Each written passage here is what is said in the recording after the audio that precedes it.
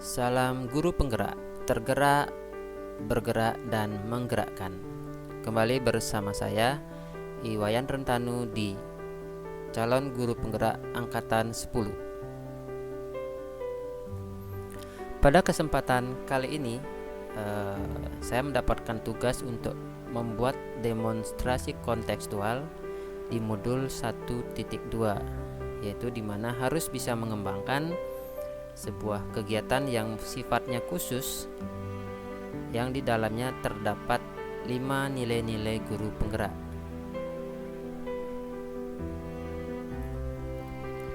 Nah, aktivitas yang terpikirkan oleh saya dalam modul 1.2 ini, di mana kedepannya di dalam sebuah komunitas terdapat beberapa kegiatan-kegiatan yang melibatkan semua orang seperti guru, siswa, maupun tenaga kependidikan. Di sekolah saya terdapat satu aktivitas yang menurut saya perlu dikembangkan lagi, yaitu adanya farming atau kebun di sekolah yang baru dicetuskan oleh pemerintah Provinsi Bali, di mana beberapa guru sudah membuat sebuah prototipe kebun yang dimana itu akan dirawat oleh siswa dan beberapa guru. Nah, inovasi yang akan saya berikan, yang akan saya cetuskan adalah konsep kebun digital atau konsep kebun cerdas yang sekarang ini sedang trending, di mana konsep kebun ini di dalamnya akan terdapat sistem otomatisasi, di mana ada otomatis dia memberikan pemupukan, otomatis dia memberikan air, dan bahkan otomatis nanti dia akan mengukur kadar-kadar iklim, dia mengukur kadar panas sinar matahari, dan lain sebagainya. Hal ini dikarenakan saya sebagai seorang guru sekaligus teknisi di bidang elektronika, saya akan berkolaborasi dengan beberapa guru di elektronika dan beberapa guru juga yang berkaitan dengan sistem otomatisasi seperti pemipaan, ada di listrik seperti dan bangunan, juga beberapa ada di mesin otomotif dan las sebagai kerangka-kerangka dalam penyediaan sebuah rumah atau modulnya nanti. Nah, kolaborasi ini penting agar terciptanya sebuah yang saya sebut smart farming. Selanjutnya, ketika nanti sudah berjalan, nah ini memerlukan proses yang panjang untuk penyiapannya. Nah, saya akan merekrut atau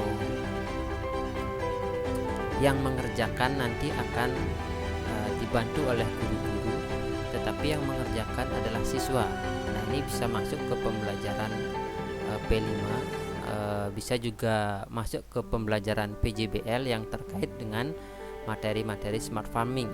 Bisa pelajaran IPAS bisa masuk, selanjutnya bisa pelajaran keteknikan seperti listrik, keteknikan seperti mesin, bangunan dan elektronika maupun IT. Di sana akan bisa masuk ke dalam proyek ini, di mana muridlah nanti yang akan berkolaborasi antar murid dalam satu jurusan maupun antar murid antar jurusan. Nah, sehingga ilmu yang didapatkan dari proyek smart farming ini berguna nantinya ketika diaplikasikan di masyarakat.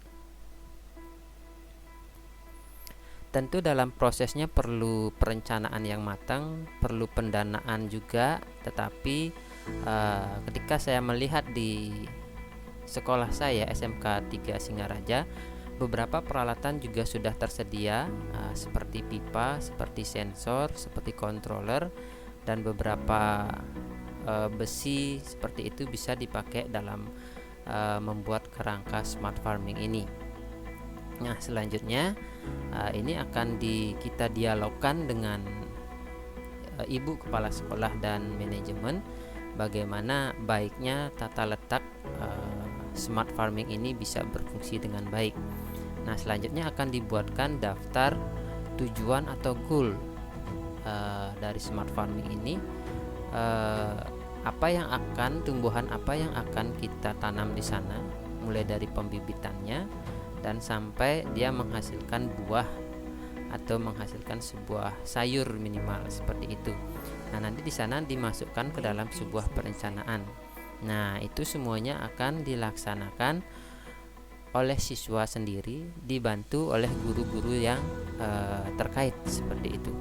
Nah, jika proyek ini berjalan, alangkah lebih bagusnya ketika ini direfleksikan setiap minggunya bagaimana cara kerja alat, apakah mampu memberikan otomatisasi, misalnya dalam keadaan mendung atapnya perlu ditutup agar air tidak masuk terlalu banyak, atau dalam keadaan terik matahari berapa konsumsi air yang harus dituangkan. Nah, itu harus ada kontrol dari sistem dan juga manual oleh siswa. Jadi ada daftar piketnya. Nah, ketika bibit itu sudah berkembang, ketika alat sudah berjalan, maka perlu dilakukan maintenance yang berkala agar smart farming ini bisa berfungsi dalam jangka waktu lama. Nah, inilah proyek yang mungkin bisa saya realisasikan di sekolah agar bermanfaat ke depannya di masyarakat, karena mau tidak mau suatu saat pertanian di Indonesia jika mau maju harus mengandalkan sebuah teknologi, ya minimal teknologi untuk bisa mempermudah kita merawat tanaman. Bagaimana tumbuh kembangnya bisa kita deteksi, misalnya untuk pembibitan, ada pembenihan, bisa kita deteksi secara dini sehingga produktivitas bisa meningkat. Nah, secara detail bagaimana alat ini bekerja itu akan kita kolaborasikan dengan siswa-siswa dengan ide-idenya. Ada siswa DJKT dan multimedia yang akan membuat sebuah front end di sebuah website di mana bisa dideteksi bahwa keadaan di dalam sebuah kebun itu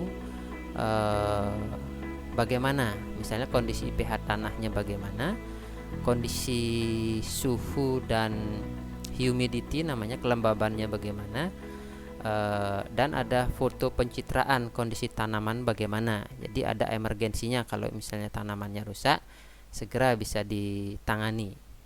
Setelah itu di elektronikanya nanti akan ada siswa yang akan berfungsi selalu mengendalikan controllernya, di mana controller ini akan mengendalikan beberapa output seperti motor servo yang akan membuka menutup atap. Ada juga pompa air kecil hidrolik untuk mengalirkan air. Di sana juga ada pencahayaan yang diperlukan. Nah, itu diperlukan hardware khusus dan sistem elektronika khusus. Nah, untuk teknik listrik TITL, di sana ada jaringan listrik. Nah, jaringan ini perlu karena ketika tidak ada listrik, maka kita perlu menyiapkan hal-hal yang lain seperti backup baterai ataupun tenaga surya. Yang ini memang benar-benar zero listrik gitu. Bukan zero listrik, tetapi energi green, energi hijau yang memanfaatkan benar-benar dari alam. Tenaga listriknya juga dari alam.